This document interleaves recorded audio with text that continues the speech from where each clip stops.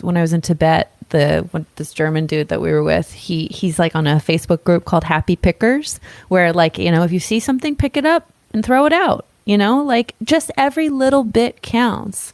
But also we have to take into account that we can't completely fix the entire world, but every little ripple does something, you know? And even thinking back to like just everything, and like why I like the Kabbalion so much, like the idea that every truth is half false and all truths are but half truths, every truth is half false, every rhythm and all these principles that govern our living universe, if you look at them as ways to kind of stay balanced and to just not go too far off of the deep end. You know, pick up a couple extra pieces of trash. If you see something, pick it up, but then like don't become, you know, a crazy Why is that person. such a hard concept to grasp nowadays? I mean, has it always been a hard concept to grasp? I mean, is that why these ancient texts kind of live on, is because they're communicating a truth and they remain as like esoteric because it's only really certain people that are able to kind of pick up on? I don't know. It's Well, I think a lot of it comes from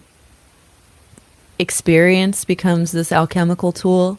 You know, like if I had picked up the Tao Te Ching as my first book, I'd be like, what are these riddles? I don't understand. I don't really understand what he means.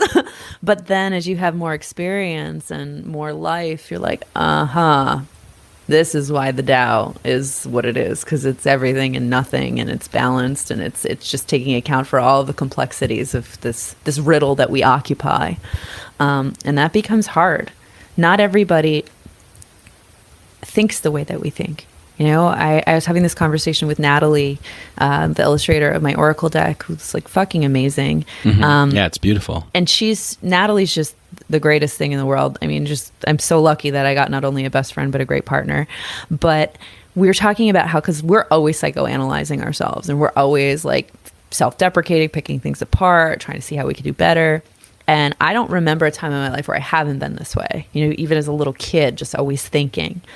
But my aunt is actually, she's I think almost 70, and she's undergoing treatment for alcoholism, and it's the first time in her life that she's like really diving deep into her problems. And because of this, the ripple that it's had is like now my mom is looking at her problems, and I cannot imagine being 60 something years old and that's the first time looking and being like, wow, it's me, isn't it?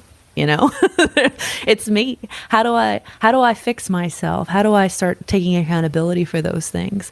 But that's the thing I think we take for granted, is that like, it's hard to grasp because not everybody is ready to grasp that things are hard.